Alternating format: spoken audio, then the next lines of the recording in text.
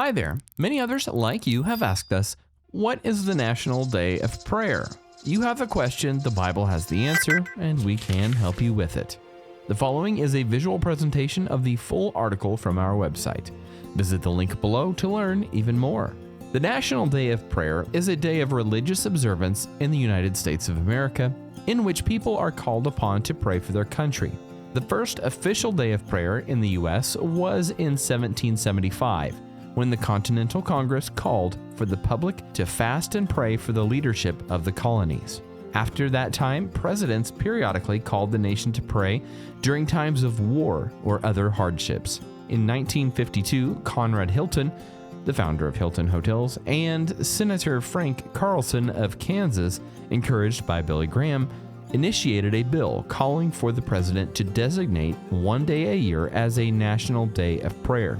In 1952, President Harry Truman signed a joint resolution into law. The original wording reads, Public Law 82-324, Joint Resolution, National Day of Prayer, to provide for setting aside an appropriate day as a National Day of Prayer.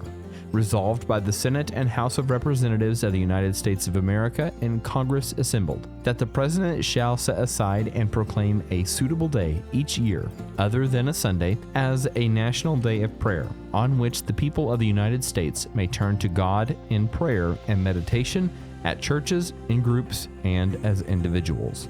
Approved April 17, 1952. A group of evangelical Christians formed the National Prayer Committee, which later formed the National Day of Prayer Task Force in 1979. One of their purposes was to encourage Congress to set a specific date for the event. In 1988, Congress chose the first Thursday of each May as the National Day of Prayer, and the bill was signed into law by President Ronald Reagan. The law states that the president must issue a proclamation calling all people to pray, but it does not stipulate the president's involvement beyond that. Some presidents host prayer events at the White House, while others do not. The proclamations vary from President George H.W. Bush's direct appeal to the Bible and the God of the Bible to President Barack Obama's vague acknowledgments of the inspiring role prayer takes in the various faiths practiced in the U.S. The National Day of Prayer is controversial to some people. In 2008, the Freedom from Religion Foundation sued the president, his press secretary, the chair of the National Day of Prayer Task Force, and the governor of Wisconsin.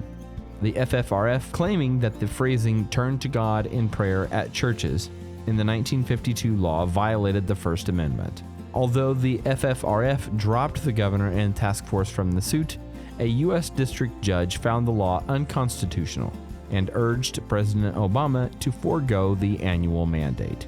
The Seventh Circuit U.S. Court of Appeals threw out the suit, ruling that no one suffered any injury merely because the federal government set aside a day for people to pray if they wanted to.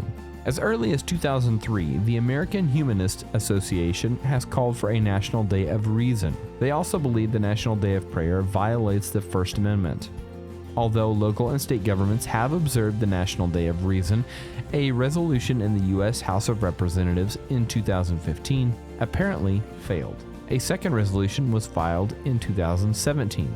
The reasons given for a National Day of Reason have mostly to do with limiting the influence of conservative Christian views on government policy, school curriculum, scientific research, and pro-life efforts. Is the National Day of Prayer biblical? Absolutely. It is biblical for Christians to gather to pray for wisdom, safety, and guidance of our leaders, to offer thanksgiving for our national blessings, and to seek forgiveness for our national sins. The ecumenical nature of the National Day of Prayer is essential in a republic that values freedom of religion. No one should be coerced to pray in a way that is at odds with his or her faith. The National Day of Prayer Task Force should be free to coordinate events for Christians who wish to participate. Should a Christian attend a National Day of Prayer event?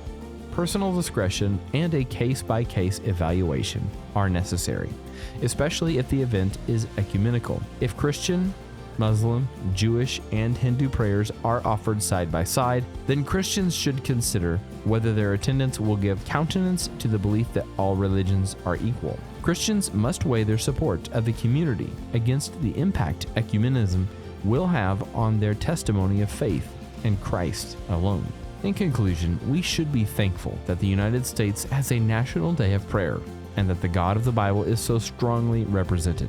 There will likely come a time when this will not be the case. Until then, we should feel free to publicly pray for healing, forgiveness, and guidance for our nation and its leaders. Our influence as Christians in the public sphere is quickly waning, and we should take advantage while we can. All right, that answers your question. What is the National Day of Prayer? Thank you for watching. The link to this full article is in the description below. If you prefer to stay on YouTube, here's a recent upload and a curated option to choose from. Don't be afraid to keep asking questions like this.